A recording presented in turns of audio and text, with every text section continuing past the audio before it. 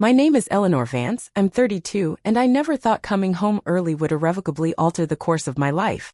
After 3 grueling, intellectually demanding days at a biomedical workshop in the heart of San Francisco, all I yearned for was the familiar comfort of my own bed, the silent sanctuary of my private space. Instead, as my rideshare pulled away, I found dozens of unfamiliar cars lining my quiet suburban street, and a house, my house, blazing with lights and overflowing with strangers. Well, not entirely strangers, but a dizzying assembly of what felt like 99 distant relatives I barely knew, celebrating raucously under a gaudy banner that proclaimed, in glittery letters, "Family means forever." The bitter irony of that statement was not lost on me, a chill snaking down my spine despite the warmth of the summer evening. Let me rewind a bit so you can grasp the visceral impact of finding my home utterly swarming with distant relatives. For the past 7 years, my lifeblood, my singular focus, had been dedicated to intensive neuroscience research. Specifically, I poured my soul into pioneering regenerative treatments for aggressive neurodegenerative diseases, work that held the promise of revolutionizing neurological care. My team at the Stanford Medical Research Labs had been relentlessly pushing the boundaries of what was thought possible, and this recent workshop in San Francisco wasn't just another conference, it represented a major, pivotal milestone. I had been given the rare honor of presenting our preliminary findings to some of the nation's top neurologists, their sharp minds scrutinizing every data point. My family, however, had never truly comprehended, let alone appreciated, my consuming passion. Why waste all that time and money on all that schooling, Eleanor, when you could start a real career? My mother, Martha, would often lament, somehow considering groundbreaking medical research less valid, less substantial than my brother Michael's perfectly respectable yet distinctly less world-altering job managing a local gym chain. Don't misunderstand me, I believe all careers hold value. But the subtle, insidious dismissal of my dreams, my aspirations, had begun long before college, a constant, low-grade hum of invalidation. Growing up in our modest suburban home just outside Palo Alto, it became clear early on that Michael, my older brother, was the undisputed golden child. When I brought home straight A's, my meticulously earned report card would be glanced at briefly, then almost ceremoniously affixed to the refrigerator with a magnetic flourish, a silent expectation. When Michael, on the other hand, miraculously brought home a string of B's and C's, my parents would throw a celebratory dinner, complete with cake and balloons, proclaiming he worked so hard, bless his heart, while my own academic achievements were simply blandly expected. The pattern, a blueprint for our family dynamic, continued through high school. Michael's football games were non-negotiable family events attended by a cheering throng of relatives, regardless of weather. My science Olympiad victories, despite countless hours of preparation and often triumphant breakthroughs, were attended only if there was absolutely nothing else on the family calendar, a grudging concession. My father, Robert, was a bit more subtly supportive before he passed away from a sudden aneurysm 5 years ago. He would occasionally slip me encouraging notes, folded discreetly into my textbooks, or privately tell me, in hushed tones, how profoundly proud he was of my drive, my intellect, but never, ever in front of Mom or Michael. After Dad died, the house, with its escalating maintenance and property taxes, became a significant financial burden for Mom. That's when Michael, ever the responsible one, suggested we purchase it together. He and his wife, Chloe, would live on the first floor. I would take the recently renovated second floor, my private sanctuary. And Mom would move into the cozy in-law apartment we built in the converted garage. It seemed on paper like the perfect, equitable solution. And maybe, just maybe, I naively hoped it offered a chance to finally bridge the deep, unspoken emotional gap that had always existed between us.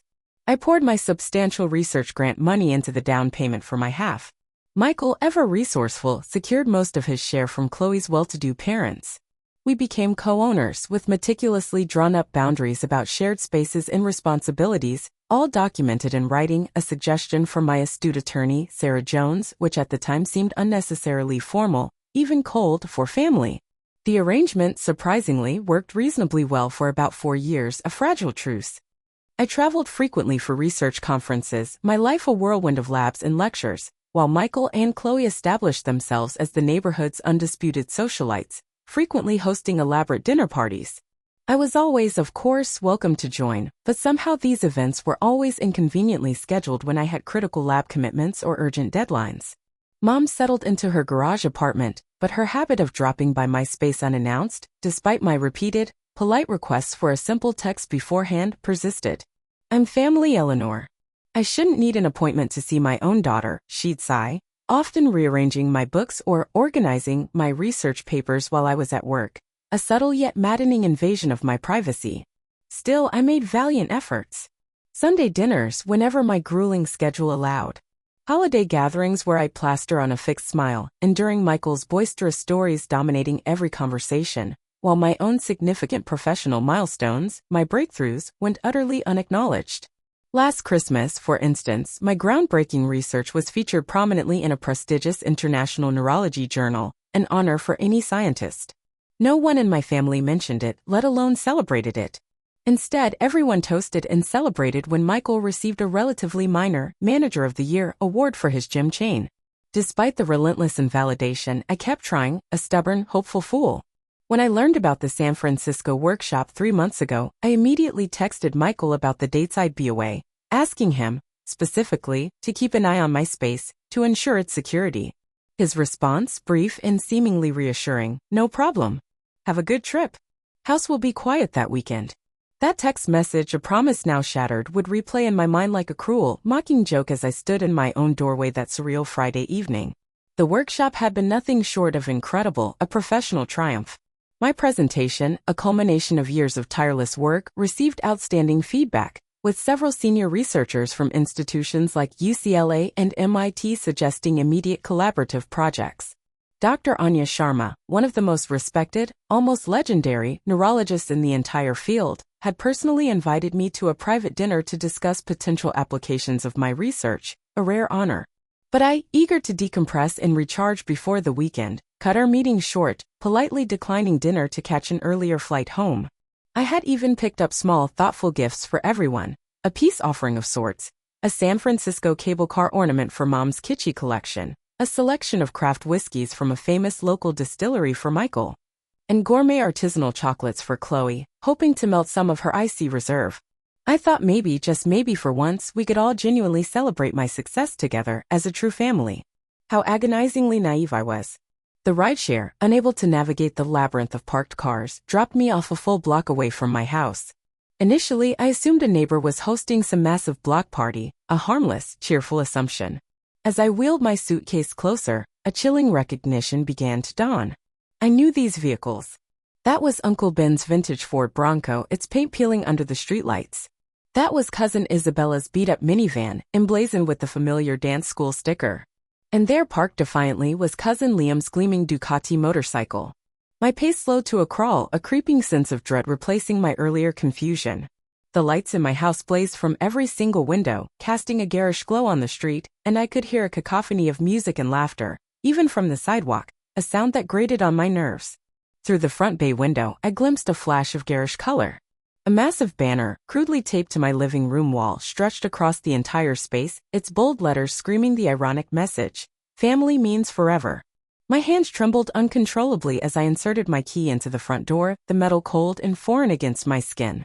The noise inside was deafening, a chaotic symphony of dozens of conversations overlapping, loud music thumping, and children shrieking as they ran wild through the house, their unchecked energy an assault on my tired senses.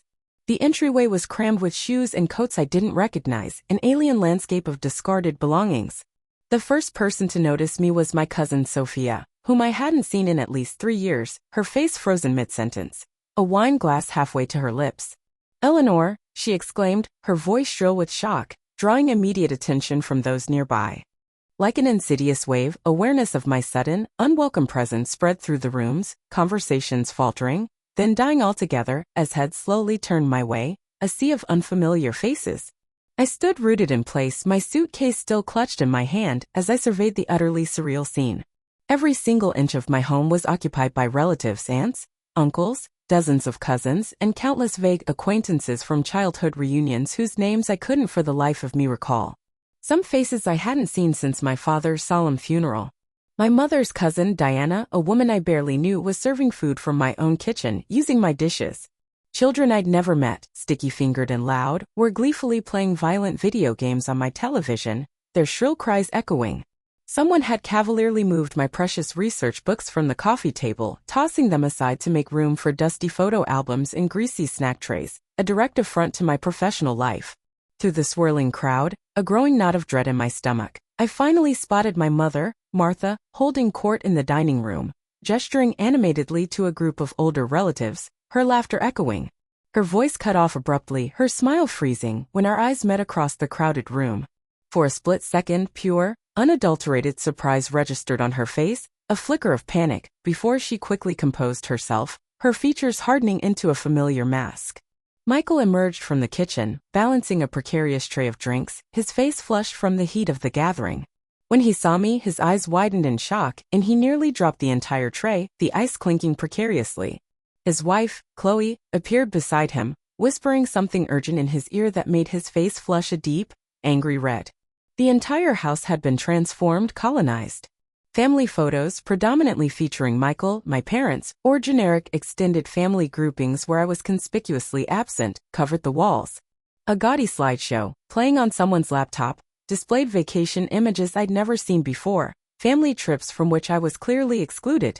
A meticulously crafted Vance family tree poster had been mounted on foam board in the living room, with certain branches, Michael's, of course, highlighted in gold, solidifying the narrative of my exclusion. Eleanor, my mother, finally approached, her arms outstretched for a hug that felt stiff, utterly mechanical, a performance. "What are you doing home today? We thought you were coming back tomorrow." I felt dozens of eyes on us, the weight of their scrutiny almost palpable as I responded, my voice steady despite the seismic emotional earthquake happening inside me. The workshop ended early. I caught an earlier flight.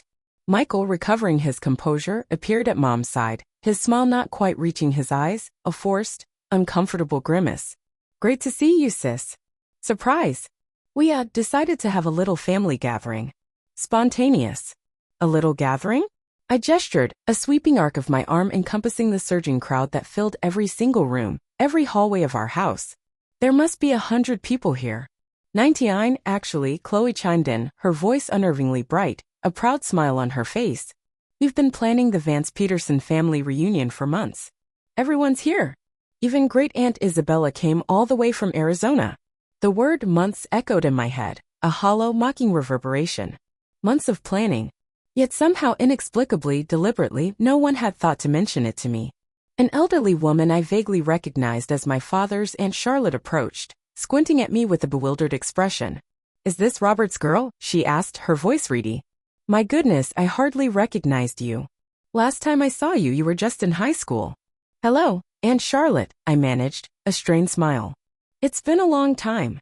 Your brother Michael has been such a wonderful host," she continued, oblivious to the tension, giving us the grand tour of the house, pointing out all the improvements they'd made since my father passed. "He said you're rarely home because of your work." I felt a muscle twitch in my jaw, a familiar tremor of suppressed anger. "Is that so?" As I moved through the suffocating crowd, more insidious revelations emerged, each one a fresh stab of betrayal. Cousin Liam casually mentioned booking his flight 6 months ago. Uncle David thanked me profusely for letting everyone use my space, something I had never, ever agreed to. Aunt Sophie commented blithely on how much she'd enjoyed staying in my lovely bedroom for the past 3 days, my bedroom. My private sanctuary. The realization hit me with the force of a physical blow. Someone had been sleeping in my bed, an intimate invasion of my most private space. I excused myself abruptly, the words clipped, and climbed the stairs to my second-floor apartment, finding the door, to my horror, unlocked. Inside, my private space, my last refuge, had been completely, utterly invaded. Air mattresses crudely inflated covered every inch of my office floor. Suitcases, unfamiliar and bulging, were stacked haphazardly in corners. My bed, my sacred bed, was rumpled with unfamiliar sheets, smelling faintly of cheap perfume and other people's sleep. Personal items, carefully arranged, had been moved, shifted, or tucked away into oblivion. Someone had even taped garish children's artwork over my framed research certificates, my hard-earned accomplishments trivialized, obscured by crayon scribbles. I stood in the desolate center of my violated space, breathing deeply, consciously, to maintain a precarious composure. Through the thin floor I could hear the party continuing below, the raucous celebration I hadn't been invited to, happening in my own home. My phone chimed, a sharp, unwelcome sound, with a text from Isabella. "How was the flight? Did you make it home okay?" I stared at her innocent message, my closest friend, my confidant, completely unaware of the surreal, nightmarish scenario unfolding around me. Before I could even formulate a response, Michael appeared in my doorway, his presence an unwelcome intrusion. "Hey," he said softly, closing the door behind him, his face a mask of discomfort. "Can we talk? It's important." The conversation that followed, devoid of warmth or empathy, would irrevocably change everything. Michael's discomfort was palpable, a heavy cloak he wore as he shifted his weight from one foot to another in my bedroom doorway, avoiding my gaze. I sat on the edge of my bed, a bed that now smelled alien, faintly of unfamiliar perfume and stale sweat, and waited, my silence a deliberate challenge. "Look, Eleanor, I can explain," he started, running a hand nervously through his hair, his eyes darting around the room, anywhere but meeting mine. "This reunion has been in the works for a while, and we thought I interrupted him, my voice flat, devoid of emotion. "Who exactly is we, Michael?" "Mom, Chloe, and me," he admitted, his shoulders slumping slightly. "And some of the aunts helped coordinate." I remained silent, forcing him to fill the uncomfortable void to squirm. "It started small, just talking about getting the local family together for a summer barbecue. Then Aunt Isabella suggested inviting the Arizona relatives, and it just snowballed from there. We couldn't stop it." His explanation came out rehearsed, rapid fire, as if he'd been diligently preparing it for days, perhaps even weeks, for this very moment. "We figured with your workshop in San Francisco, the timing worked out perfectly." "Absolutely perfectly." "Perfectly for what, Michael?" I challenged, my voice still dangerously calm, a quiet storm brewing beneath the surface. "For using my home without my knowledge? For moving my precious belongings? For letting strangers sleep in my bed?" "They're not strangers. They're family," he corrected, his tone immediately taking on that familiar, infuriatingly condescending edge, his voice hardening with self-righteousness. "And it's not just your home, Eleanor, it's our home. I co-own this place too. Remember? My apartment is my private space," I countered, my voice rising slightly. "We agreed on that when we bought the house. It's in writing." The bedroom door suddenly opened without a knock, and my mother, Martha, entered, her face a mask of indignation, Chloe hovering anxiously behind her. "What's going on up here?"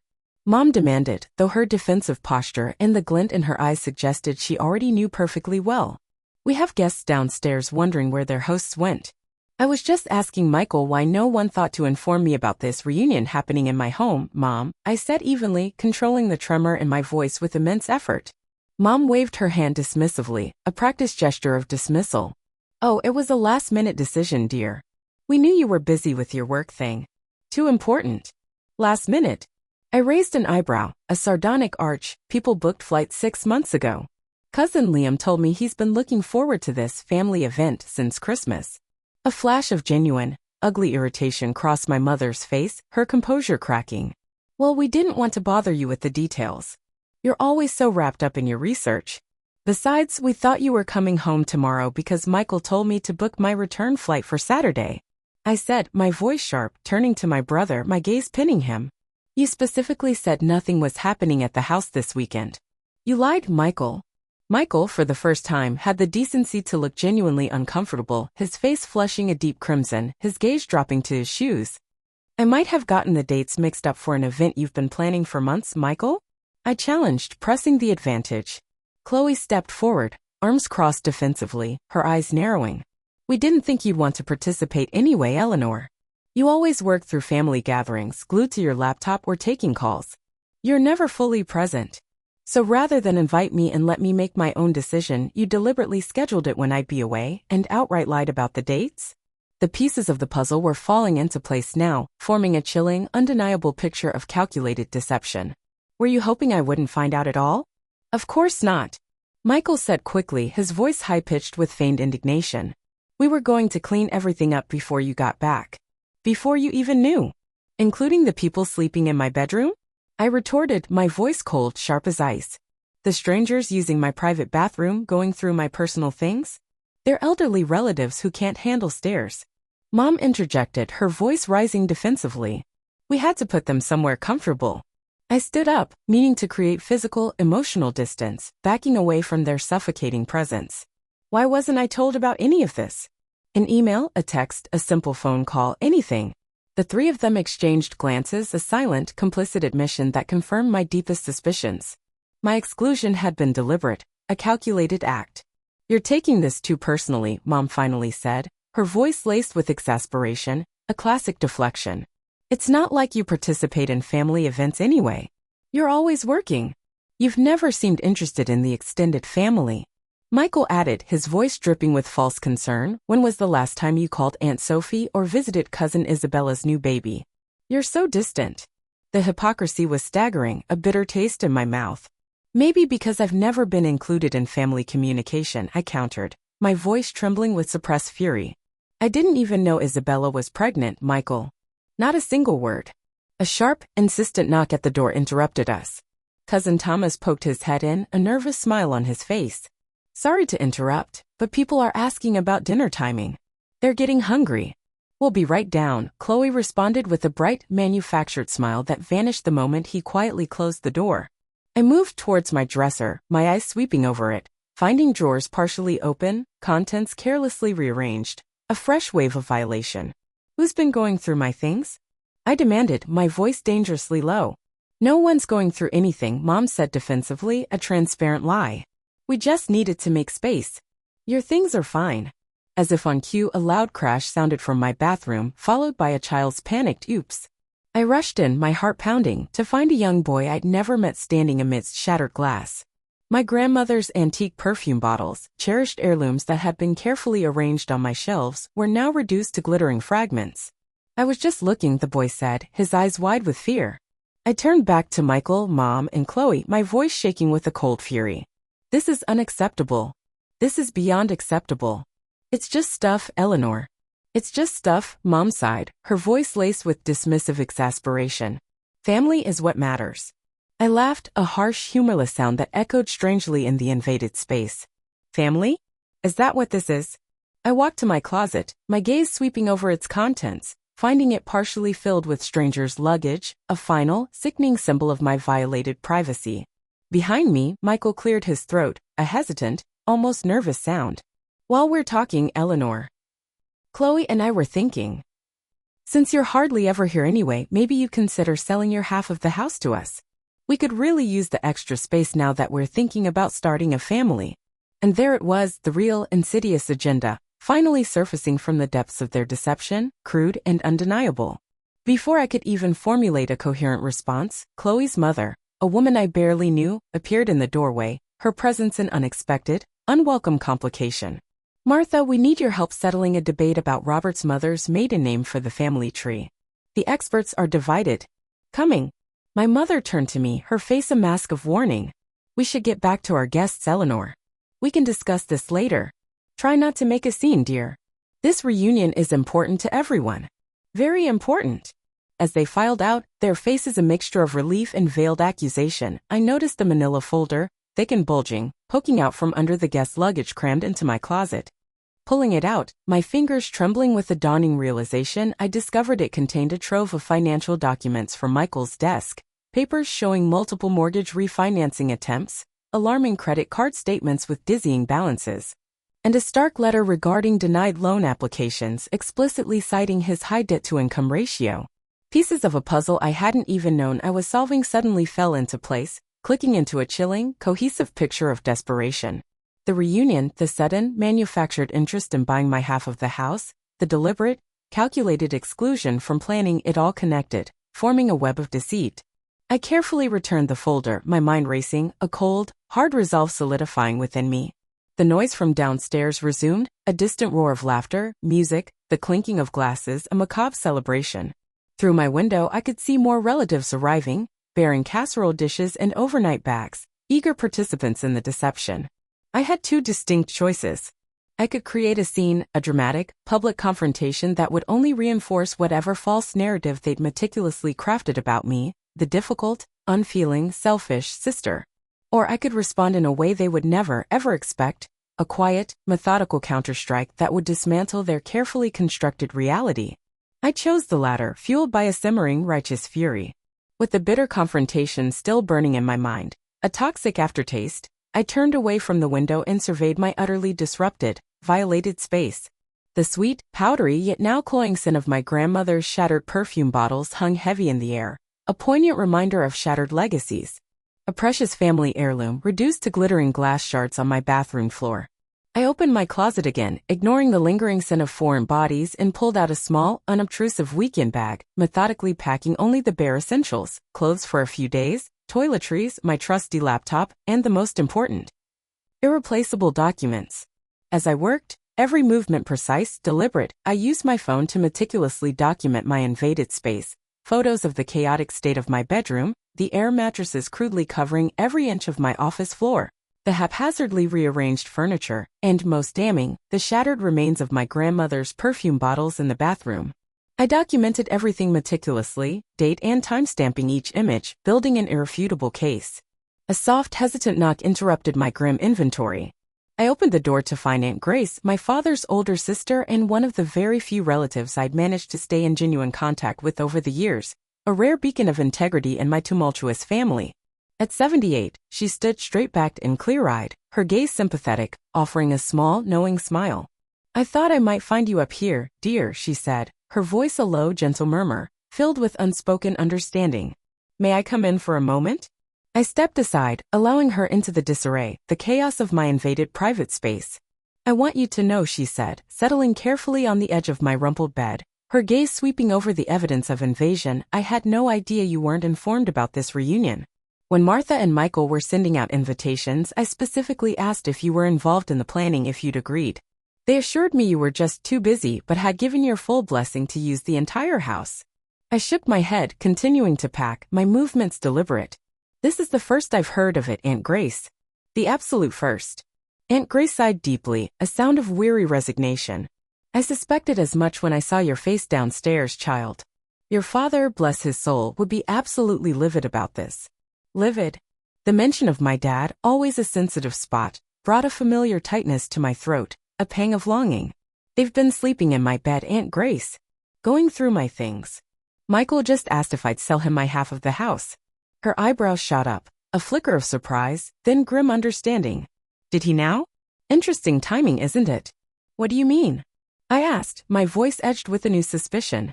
She glanced toward the closed door, then lowered her voice conspiratorially.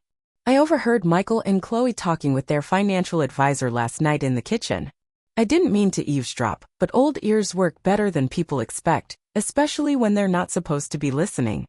They've overextended themselves, Eleanor. Something about investment properties that aren't performing and credit card debt, a lot of it." This confirmed with chilling precision what the financial documents I'd glimpsed earlier had suggested. So this whole reunion. I started, a cold realization dawning. "I can't say for certain it's connected," Aunt Grace said carefully, her eyes filled with a subtle warning. "But it does seem awfully convenient that they're suddenly hosting a massive, lavish family event, positioning themselves as the generous hosts and caretakers of the Vance legacy, right before asking you to give up your claim to the property. It smells of desperation, dear." I zipped my weekend bag closed, the click of the zipper a final decisive sound, a complex retaliatory plan crystallizing in my mind, hardening into cold steel. "I need to step away and think clearly," I stated, my voice calm, resolute. "Would you do me a favor, Aunt Grace, and not mention to anyone that I've packed a bag? It's important." Aunt Grace nodded slowly, her eyes filled with unspoken approval, then reached into her pocket and pulled out a small velvet pouch worn soft with time. "I brought this for you," she said, her voice gentle. "It was meant to be a surprise during the family gift exchange tomorrow. A symbol of your father's enduring love. But I think you should have it now. You need it." Inside was a delicate gold locket, cool against my palm. When I opened it, I found a tiny faded photograph of my father and me at my medical school graduation. His face beaming with a pride so pure, so unadulterated, it almost broke my heart. "He mailed me this photo the day after your graduation," Aunt Grace explained, her voice thick with emotion. "Said it was the proudest day of his life, watching you accept your diploma. He knew you'd go on to do important things, Eleanor. Things that would change the world." Tears threatened, hot and stinging, but I blinked them back, refusing to allow them to fall. "Not yet." "Thank you," I whispered, my voice choked. As Aunt Grace stood to leave, she paused at the doorway, her gaze lingering.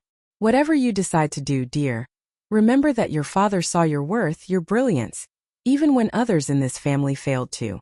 Don't let them diminish that. Ever." After she left, I finished my final preparations, a cold, clinical focus now overriding my emotions. I took a deep breath, practicing the calm I would need. I could hear the party escalating downstairs, the noise growing louder, more frantic, the children's shrieks piercing the air. Someone had started karaoke in the living room, their off-key warbling a macabre soundtrack to my departure. Through my window, I watched as more relatives arrived, bearing casserole dishes and bulging overnight bags, eager participants in the ongoing farce. I sent a single coded text to Sophia. Family emergency. Need a friend tonight. Can I call you? Her response was immediate. A lifeline in the darkness. Of course. What's happening? I'm here. Rather than attempt to explain the surreal, unfolding scenario via text, I took a final, sweeping look around my violated space, committing its disarray to memory, then shouldered my bag and made my way downstairs, navigating through the dense clusters of unsuspecting relatives, my presence still largely unnoticed. Most were too engaged in their loud conversations to pay me any mind, though a few nodded or waved vaguely in my direction, their eyes glazed with drink and self-absorption. In the kitchen, a scene of cheerful chaos, I found Michael's wife, Chloe, directing a frantic team of aunts in dinner preparation, using my specialty cookware, pots and pans I'd specifically asked no one to touch. "Eleanor, there you are," she exclaimed with manufactured brightness, her smile brittle. "We're just getting dinner organized. Would you mind grabbing more folding chairs from the basement? And maybe some extra ice?" "Actually, Chloe, I have some urgent work emails to handle," I replied, keeping my voice utterly neutral, betraying no hint of my true intentions. "I'll be stepping out for a bit. Don't worry about me." Her relief was poorly disguised, a transparent mask of feigned concern. "Oh sure, sweetie. Go right ahead. Don't worry about anything here. We've got it all under control. Just relax." As I headed for the front door, my hand on the cool doorknob, I overheard my cousin Leo asking Michael about property values in the neighborhood, his voice low and conspiratorial. Michael's response made me pause, my blood running cold. "Fantastic investment opportunity, Leo," he was saying, his voice oozing confidence. "Once the paperwork goes through, we'll have the entire house to ourselves, and we can finally renovate the second floor the way we've always wanted. Get rid of all that old stuff." The confidence in his tone, the casual assumption of my agreement to sell, suggested he considered my half of the house a foregone conclusion, already theirs. I slipped out the front door unnoticed, the sounds of my family's raucous, oblivious celebration fading into a distant hum as I walked calmly to my car, parked exactly where I had left it. As I drove away, the headlights cutting through the growing twilight, I called Sophia, who listened in shocked, sympathetic silence to my entire, unbelievable explanation. "Stay with us tonight," she insisted, her voice filled with fierce loyalty. "Daniel is making his famous paella and the guest room is already made up. Your family, Eleanor." I declined gently, a pang of gratitude in my chest, but also a fierce need for solitude. I had already booked a hotel room downtown, a place of anonymity and quiet. I needed space to think, to plan, to determine my next steps without the crushing weight of emotional influence, without their manipulative presence. The hotel lobby was a sanctuary of quiet efficiency, a stark, soothing contrast to the chaos I'd just left behind. As I checked in, the receptionist smiled professionally. "Business or pleasure trip?" "Neither," I answered honestly, the words tasting like liberation. "Just creating some necessary distance." In my room, I spread out the photos I'd meticulously taken, reviewing them alongside the images of the financial documents I'd glimpsed in Michael's folder, the evidence undeniable. I made lists, researched my legal options online, and began drafting a series of cold, precise emails. By midnight, my strategic retreat had transformed into a calculated, relentless counteroffensive. My phone had accumulated dozens of missed texts and calls, mostly from Michael, their tone evolving from mild inquiry to increasingly frantic, demanding pleas for response. I responded only to Aunt Grace, a single, reassuring text confirming I was safe and thanking her again for the locket, a precious symbol of genuine love. Before sleep finally claimed me in the early morning hours, a deep, restorative darkness, I made one final, indelible note in my planning document. Family means forever, yes. But so do consequences. And some are about to learn that the hard way. Morning light, thin and hesitant, filtered through the hotel curtains as I awoke to another barrage of digital notifications. 27 missed calls primarily from Michael and my mother, their digital cries echoing the deepening panic. Their text messages had evolved from casual inquiries about my whereabouts to increasingly frantic, bordering on desperate, demands for a response. From Michael, "Where did you go last night?" "Mom is worried sick." From Mom, "This is childish, irresponsible behavior, Eleanor. Call me immediately." From Michael, "Seriously, sis? Everyone's asking about you. At least let us know you're okay." From Chloe, "You're embarrassing Michael in front of the family. This isn't fair." I set my phone aside, the screen a glowing testament to their escalating distress, and ordered room service, a luxury I rarely indulged in, but today it felt entirely warranted, a small act of self-care. While savoring my coffee, a bitter counterpoint to my resolve, I called Sarah Jones, my attorney, the astute legal mind who had guided me since I first invested in the house. "Eleanor," she answered warmly, her voice calm and competent. "This is a bit earlier than our usual check-ins. Everything okay?" "Not exactly, Sarah," I replied, my voice flat, devoid of emotion, before meticulously detailing the events of the previous evening, the entire litany of deception and invasion. Sarah listened without interruption, a silent, attentive presence, occasionally asking for precise clarification on specific, damning details. "So to summarize," she said when I finished, her voice crisp, professional, "your co-owner and other family members organized a major event in your shared property without your knowledge or consent, allowed unrestricted access to your private living quarters, potentially damaged your personal property, and then, amidst all of this, suggested you sell your interest in the house, all while you possess clear documentation of their underlying financial distress that may be motivating their actions. Is that the situation?" "That's precisely the situation, Sarah," I confirmed, my voice hardening with cold resolve. "Can you come to my office at 11 o'clock? She asked, her voice firm. "Bring the photos you took and any documentation of the original co-ownership agreement. We should discuss your options and the optimal legal strategy." I arrived at Sarah's sleek downtown office precisely at 11 a.m., armed with my laptop and a meticulously organized file of evidence.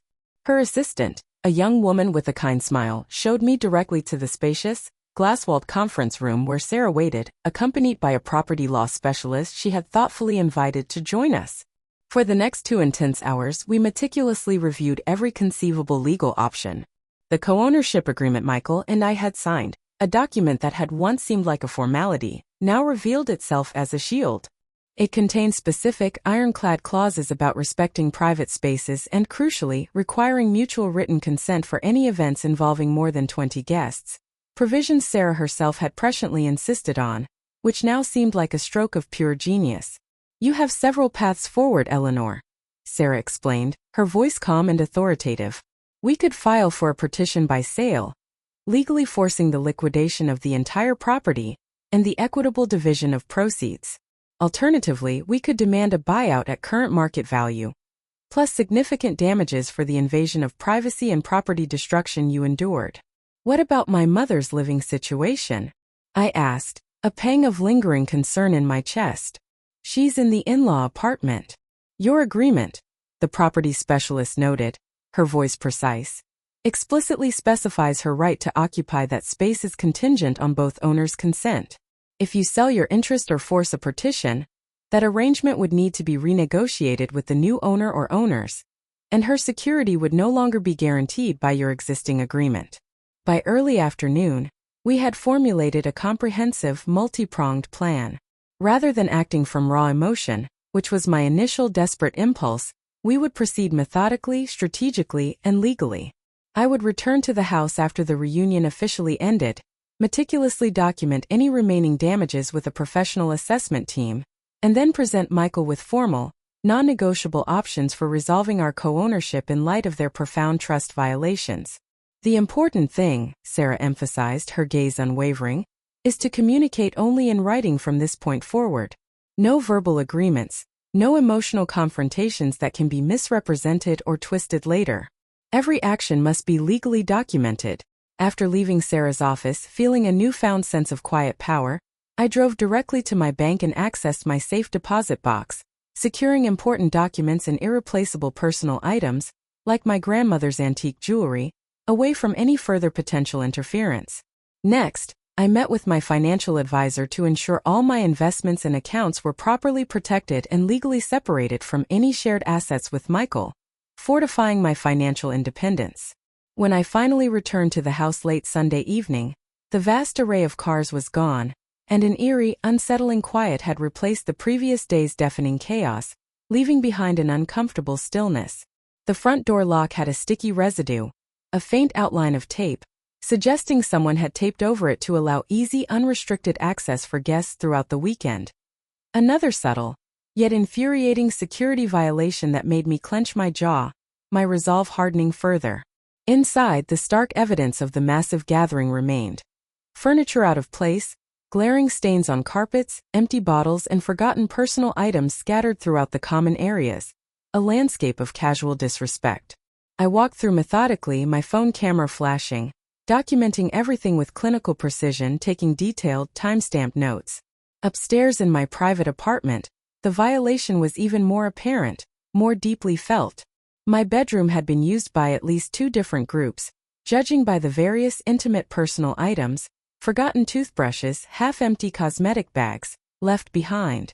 My office, once a sanctuary of focused research, had been transformed into a child's chaotic playroom, with crayon marks defacing my desk and sticky fingerprints marring my bookshelf.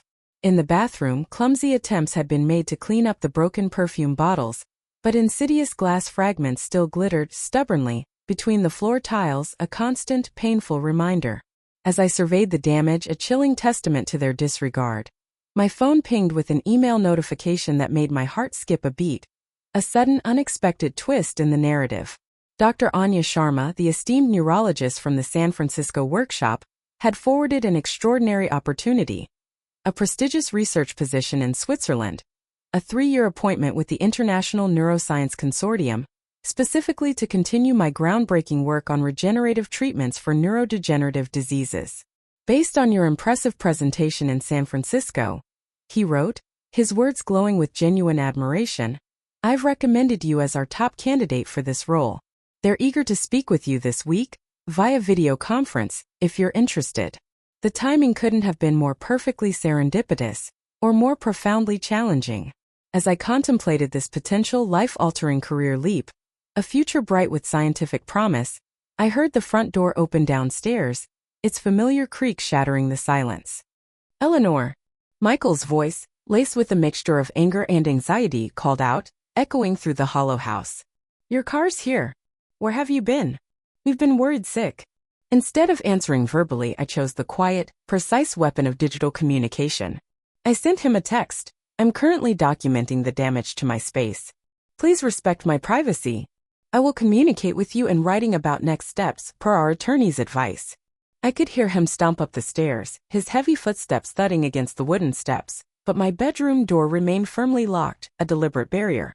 His furious knock came a moment later. This is ridiculous, he bellowed through the door. You can't just disappear during a family reunion and then lock yourself away like some recluse. People were worried. Mom is beside herself.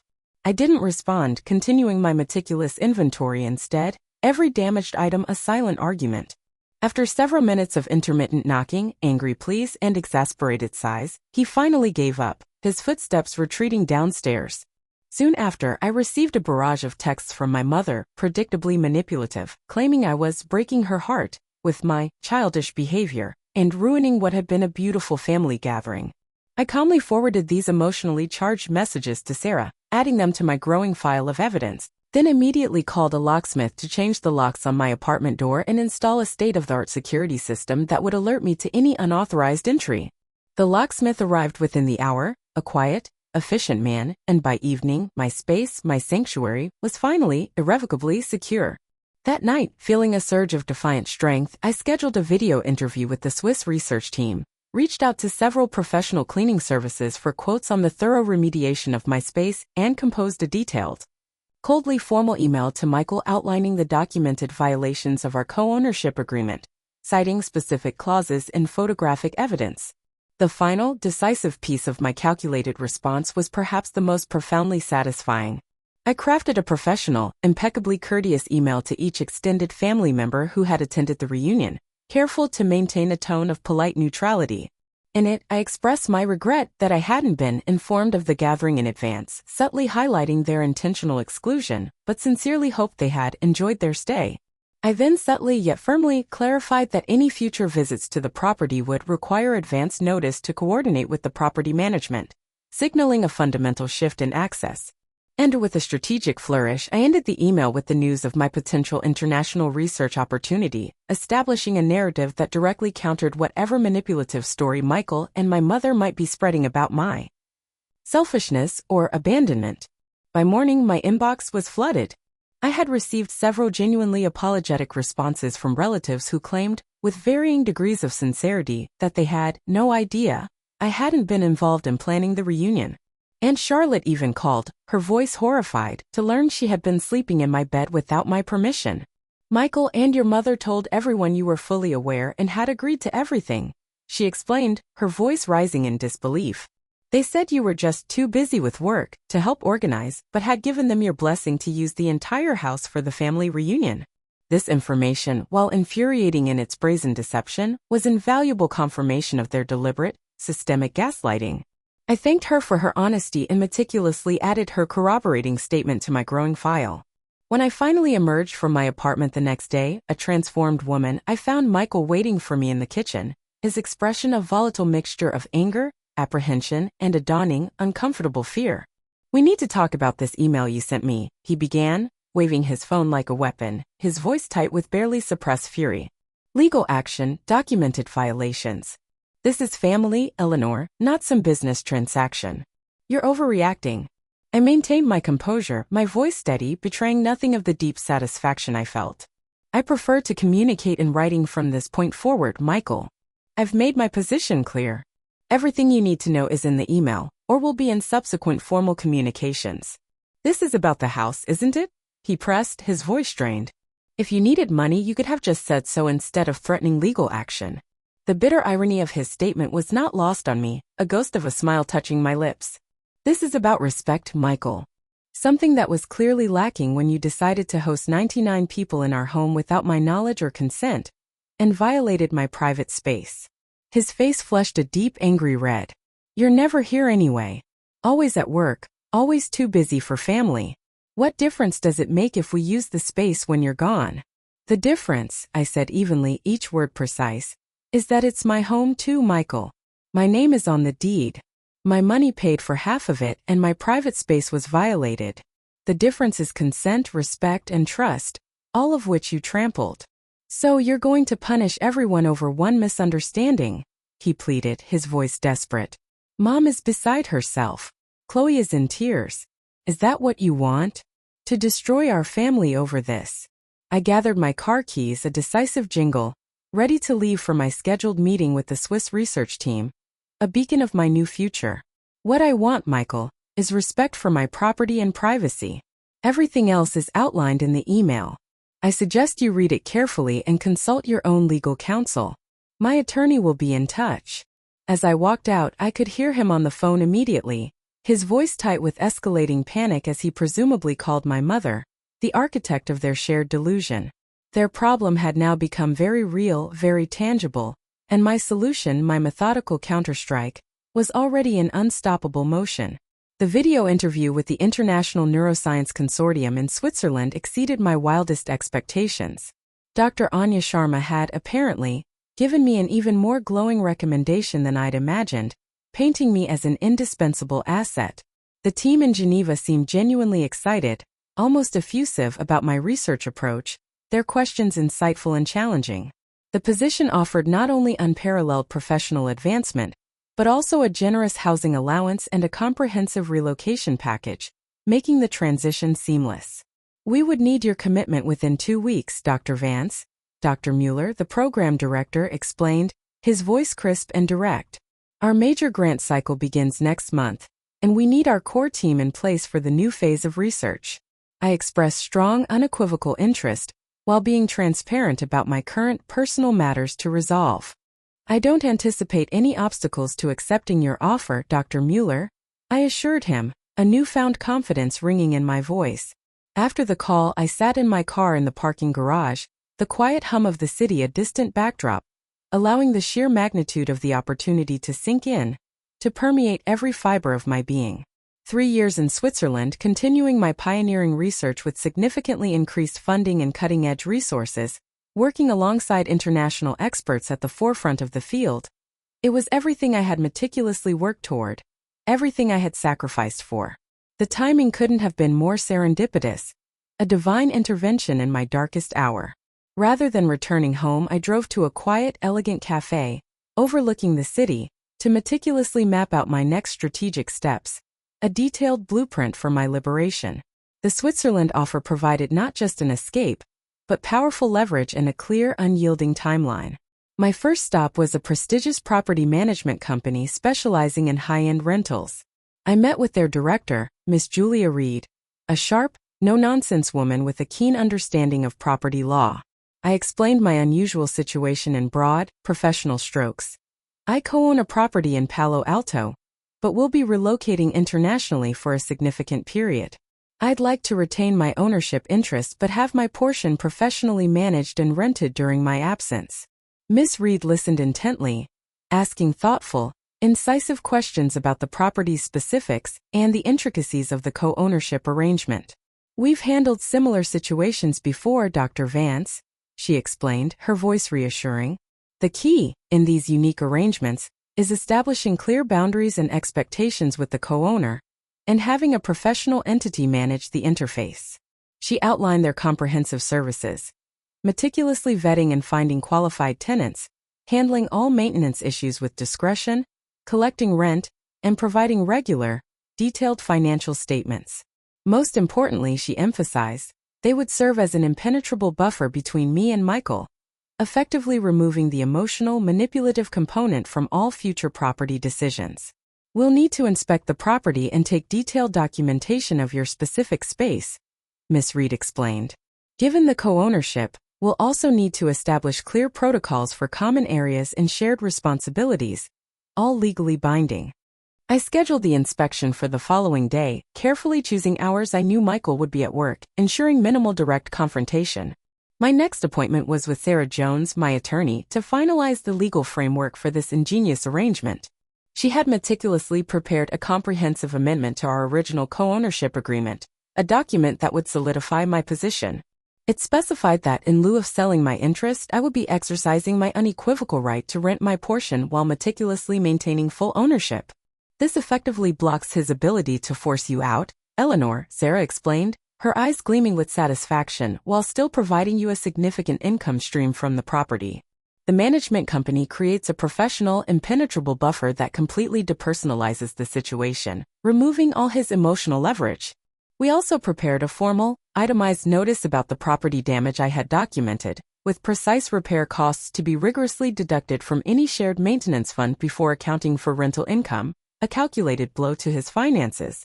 Additionally, Sarah drafted a separate, legally binding agreement regarding my mother's living arrangement in the in-law apartment, ensuring her housing security while clearly clarifying boundaries and responsibilities, preventing future manipulations. "Send these by certified mail," Sarah advised, her voice firm. "It establishes a clear paper trail and unequivocally signals that you are serious about enforcing your rights, not just making emotional demands." Over the next several days, I methodically prepared for my impending, life-altering move, a meticulous, strategic withdrawal. I researched visa requirements for Switzerland, initiated the complex process with human resources at my current institution for a formal leave of absence, and began sorting my belongings into precise categories: take, store, or sell. Throughout this period, the relentless barrage of messages from Michael and my mother continued, their digital pleas and accusations a constant, irritating hum. Michael oscillated wildly between desperate anger and frantic attempts at reconciliation. "You're overreacting, Eleanor. This is ridiculous. We can talk this out. Is this really worth destroying our family over? Please." "Fine. Ignore me. Your attorney can talk to mine. Just call me Eleanor. Mom's blood pressure is through the roof because of this stress. You're killing her." My mother's messages were predictably, frustratingly manipulative, cycling through a familiar repertoire of guilt trips and martyrdom. "I raised you better than this, Eleanor. Your father would be so disappointed in how you're treating your family. I'm not feeling well. The doctor says it's stress-related. Is that what you want? Michael and Chloe might lose everything because of your selfishness. I maintained my unwavering commitment to responding only in writing and only to substantive, factual issues, utterly ignoring their emotional manipulation, their desperate attempts to drag me back into their toxic drama. When my mother claimed a health crisis, I sent a brief, clinical email. I'm sorry to hear you're unwell. I've sent information about your medical options under your current insurance plan. Please keep me updated on your condition. The property management inspection went smoothly, a testament to Miss Reed's professionalism. She was thorough and meticulous, documenting the current state of my apartment and identifying every single area needing repair from the reunion's collateral damage. She seemed utterly unimpressed, her face impassive, when Michael arrived home unexpectedly during the inspection, his eyes wide with disbelief and dawning fury. "Who's this?" he demanded, his voice sharp with suspicion, watching as she meticulously photographed water damage on my ceiling. "I'm Julia Reed from Elite Property Management," she replied calmly, her voice firm. "Dr. Vance has engaged our services to prepare her space for rental management." Michael's face went through a fascinating, rapid transition. From confusion, to dawning comprehension, to utter alarm, a truly priceless display of dawning terror. "Rental? What rental? Eleanor, you can't rent out your portion of the house. This is our house." "Actually, Mr. Vance, she can," Miss Reed interjected smoothly, before I could even respond, her voice laced with quiet authority. "The co-ownership agreement explicitly permits either owner to rent their portion, provided proper management is in place. We will be handling all aspects of the tenancy to ensure minimal disruption to the property." Michael followed us through the remainder of the inspection, peppering me with frantic, angry questions that I calmly directed to Miss Reed, or answered with brief, factual responses when he realized I wouldn't engage in an emotional confrontation. He retreated, defeated, to immediately call my mother, who, predictably, appeared at the house barely 30 minutes later, her face contorted with anger. I was in my office packing books, the last vestiges of my intellectual life, when she entered without knocking. Despite the new, secure lock I'd installed, she must have convinced Michael to use his emergency key, a final violation. "This has gone far enough, Eleanor," she announced, her voice shrill with indignation. "You're tearing this family apart over nothing. Over a few silly rules." I continued packing, my voice steady, my resolve unyielding. "I'm exercising my legal rights regarding property I co-own, Mom. There's nothing personal about it. It's strictly business." "Nothing personal?" she sputtered, her face red with rage. "You're bringing strangers into our home. You're sending legal notices to your own brother. You're threatening the roof over my head, your mother's head." I set down the book I was holding, a final, deliberate act, and finally faced her directly, my gaze unwavering. "The legal notices wouldn't be necessary if my privacy and property had been respected, Mom. As for your living arrangement, the documents explicitly state your housing is secure, as long as you respect the boundaries established. Boundaries that you and Michael consistently chose to ignore. Boundaries? We're family. We shouldn't need formal agreements and legal papers between us," she cried, her voice cracking. "The reunion proved exactly why we do," I countered, my voice flat, devoid of emotion, a cold, hard truth. "Now if you'll excuse me, I have a call with Switzerland in 20 minutes. A very important call." Her expression shifted, her anger dissolving into confusion and then a dawning comprehension. "Switzerland? What are you talking about?" For the first time since discovering the reunion, since the betrayal, I allowed myself a small, internal smile, a flicker of quiet triumph. "I've been offered a prestigious research position with the International Neuroscience Consortium. 3 years in Geneva with the possibility of extension." The news hit her like a physical blow, her face paling. "You're moving to Switzerland? Just like that? What about your job here? What about this house? What about your family?" "My current institution is fully supportive of the opportunity," I replied, my voice calm, controlled. "The house will be managed professionally in my absence, providing a steady income." "And family?" I paused, choosing my words carefully, deliberately. "Family will always be family, Mom, in some form. But sometimes distance provides a necessary perspective. For all of us." She left in tears, a dramatic exit, and I felt a momentary twinge of guilt, quickly dissolving when I received a text from Michael an hour later. "You've made Mom sick with worry. Hope you're satisfied with yourself. This is all on you." The certified letters containing the formal notices were delivered the following day. By evening, I had received a terse, formal email from an attorney representing Michael requesting a meeting to discuss alternatives to the proposed arrangement. Progress. Undeniable progress. The Swiss position was formally offered 3 days later. I requested a week to finalize my decision, which was graciously granted. During that week, I met with Michael and his newly retained attorney in Sarah's office, neutral territory, where emotions could be effectively contained by professional decorum and legal strategy. Michael's attorney, a slick, aggressive man, proposed that Michael purchase my interest in the house at 15% below market value, citing the inconvenience of the rental arrangement and potential property devaluation due to strangers living there. Sarah countered with our firm proposal. Either Michael purchase my share at full market value, plus damages for the violation, or accept the management company arrangement with explicitly clear terms regarding tenant selection and common area usage. After 2 hours of tense, exhaustive negotiation, we reached an impasse. Michael's financial situation, as I had suspected and meticulously documented, simply couldn't support purchasing my share at fair market value. The management company arrangement, though he clearly despised it and fought it tooth and nail, remained his only viable, inescapable option. "You're really going to do this?" he asked as we prepared to leave, his voice filled with a bitter disbelief. "Move to Switzerland and rent your rooms to strangers just to prove a point? Just to spite us?" "This isn't about proving a point, Michael," I replied, my voice steady, my gaze unwavering. "It's about pursuing my career, which I've dedicated my life to, while simultaneously protecting my substantial investment." The reunion simply clarified that I need robust legal protections in place to do both effectively. It clarified your intentions. That evening, I formally accepted the prestigious position in Switzerland and immediately initiated the complex visa process. As I meticulously packed my apartment over the following days, preparing for my new life, the barrage of missed calls and frantic messages from Michael and my mother continued, a symphony of their escalating distress.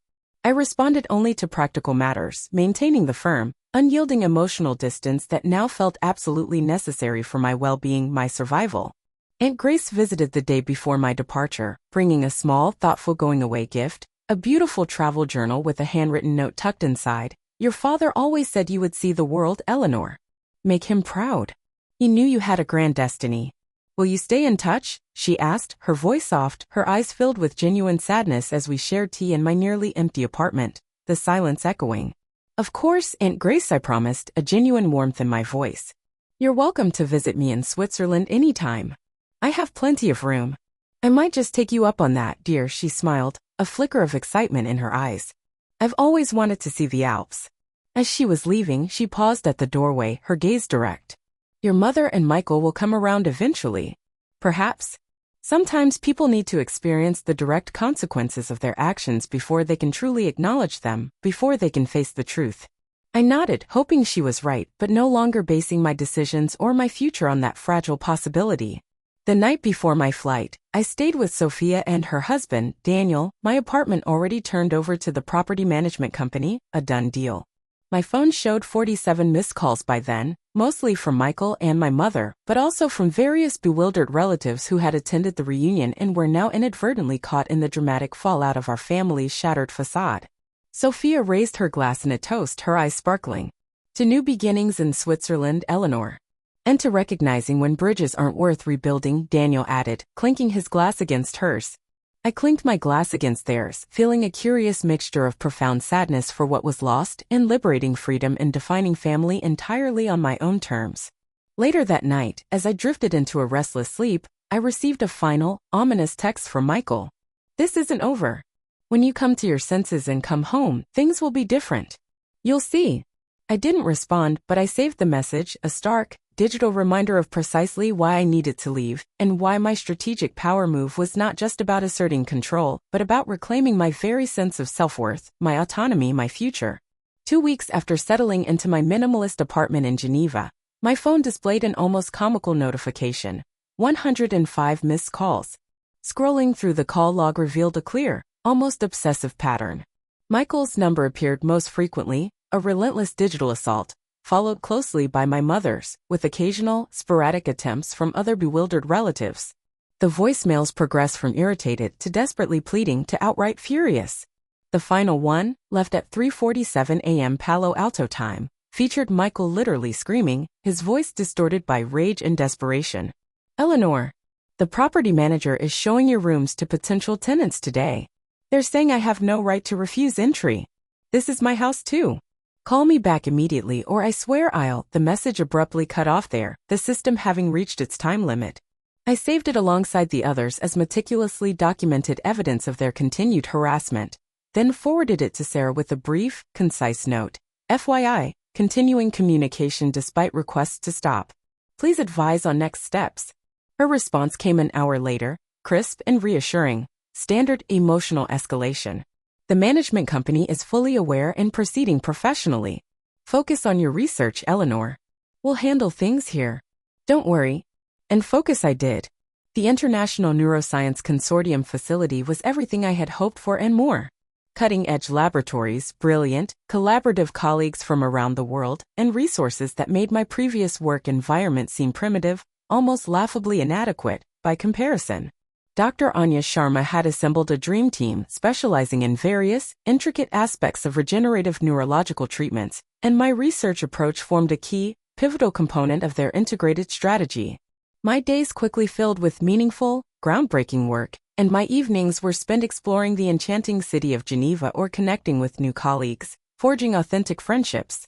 After years of fighting for basic recognition and respect in my own home, the immediate, unequivocal professional acceptance here was almost disorienting, a welcome shock to my system.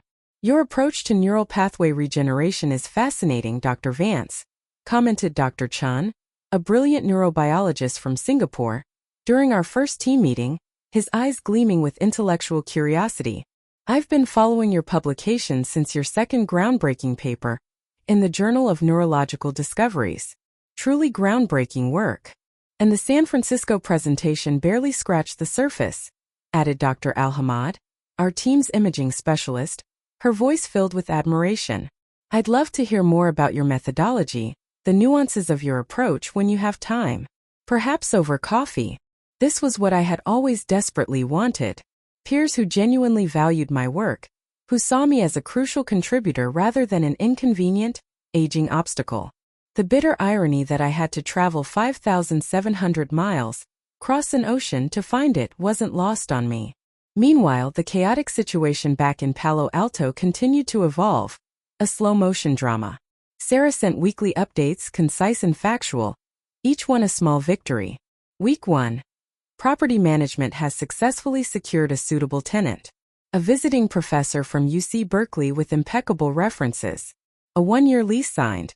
Michael attempted to block entry, but retreated when legal consequences were clearly explained.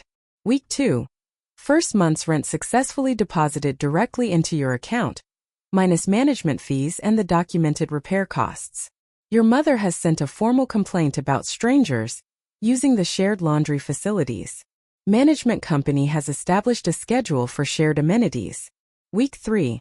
Michael has engaged a new attorney, an aggressive litigator, seeking to invalidate the entire management agreement. Their case has no merit, but prepare for continued legal maneuvering and frivolous filings. Through it all, the relentless barrage of messages from my family continued, though their tone gradually, subtly shifted. Michael's initial rage gave way to occasional desperate attempts at guilt-tripping and emotional manipulation. The tenant they found is weird, Eleanor. Keeps odd hours. Mom is uncomfortable in her own home because of them. Dad would have never let this family fall apart like this. At least tell me how long you're planning to punish us. My mother's approach was more varied, cycling through phases of anger, martyrdom, and occasionally, almost imperceptible glimpses of reflection. I've never been so humiliated in my life, Eleanor. Everyone is asking where you've gone, what you've done. My doctor has put me on anxiety medication because of the sheer stress of this situation. I just don't understand why you couldn't talk to us instead of running away. That last message, a small tentative crack in her impenetrable wall of denial, the first hesitant acknowledgement of wrongdoing, however fleeting, came 6 weeks after my departure. I broke my resolute silence to respond with a simple, chillingly direct, "Yes, you should have." It opened a fragile door to a different kind of communication.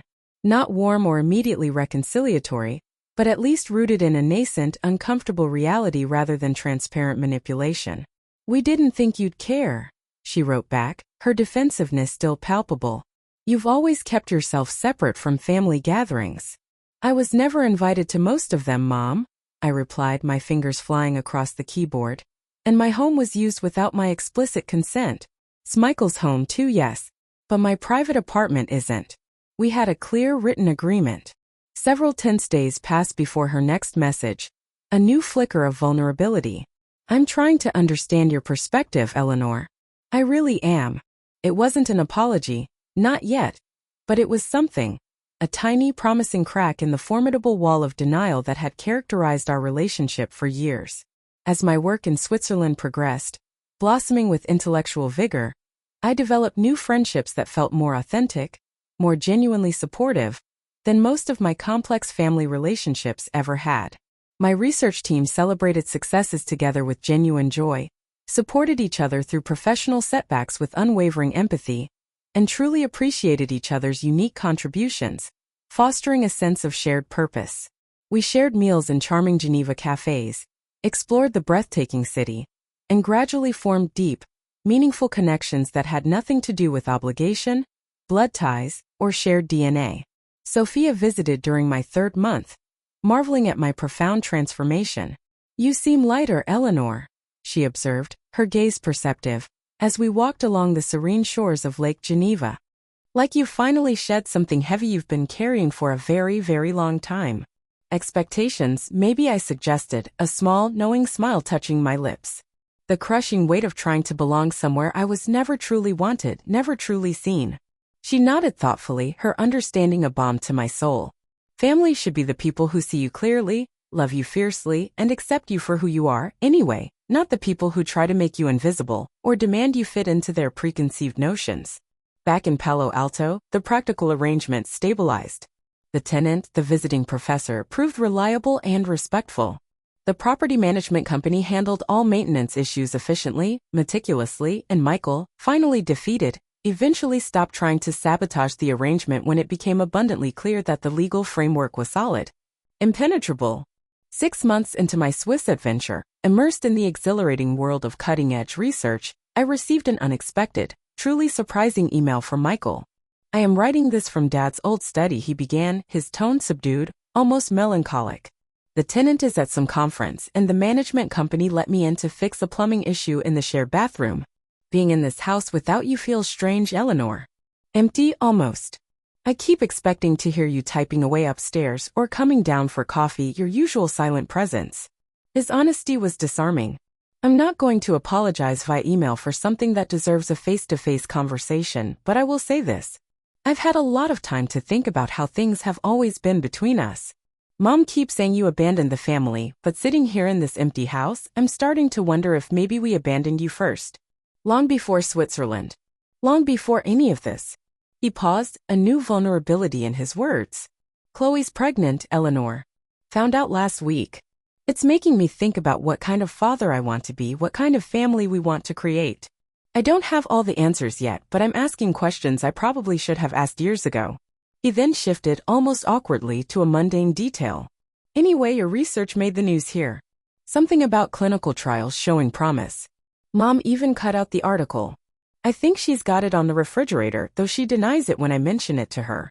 I read the email several times, absorbing its every nuance, unsure how to respond or even how to feel. It wasn't the groveling, tearful apology part of me had fantasized about in my darkest, most vengeful moments, but there was an authenticity to it, a raw honesty that suggested real introspection, genuine reflection. After waiting a day to process its weight, to allow its meaning to settle, I replied, "Congratulations on the baby, Michael. That's significant, joyful news. The clinical trials are indeed preliminary but exceptionally promising. We're seeing remarkable neuroregeneration in 78% of cases with minimal side effects compared to traditional approaches. It's early, but it truly could change how we approach certain aggressive neurodegenerative diseases. I'm not ready to pretend everything is fine between us, not yet, but I genuinely appreciate your email, your honesty. The house was always more your dream than mine. My work is my home now, and for the first time in my life, I'm surrounded by people who genuinely value what I contribute, who see me, who celebrate my successes without reservation. Tell Mom I'm glad she kept the article. Perhaps she's starting to see something new." Our communication continued sporadically after that. Not warm, intimate family chats, but civil, respectful exchanges that acknowledged our shared history without sugarcoating the broken parts. Michael sent ultrasound pictures, tiny glimpses of a new beginning. I sent links to my newly published research papers, silent invitations to acknowledge my new world. Mom occasionally added brief, hesitant notes to Michael's emails, gradually finding her own voice in our new, cautious dynamic, a fragile bridge forming.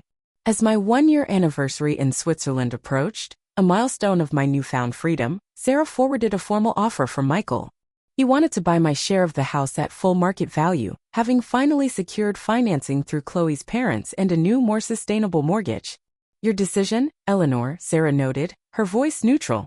The management arrangement is working exceptionally well, but this would give you a clean break if that's what you ultimately want. I discussed it with my new friends over dinner that evening, a circle of support I would never have dreamed of sharing such personal dilemmas with before. What would selling mean to you? Asked Liam, a brilliant neurosurgeon from Ireland who had become a close confidant. Financial security, first and foremost, I replied honestly, and freedom from an arrangement that still requires some emotional energy to maintain, a lingering tether. But it feels like erasing myself from the family narrative entirely, doesn't it? Prompted Dr. Isabella Rossi, now both a valued colleague and a trusted confidant, understanding the deeper emotional implications. Like confirming I never really belonged there.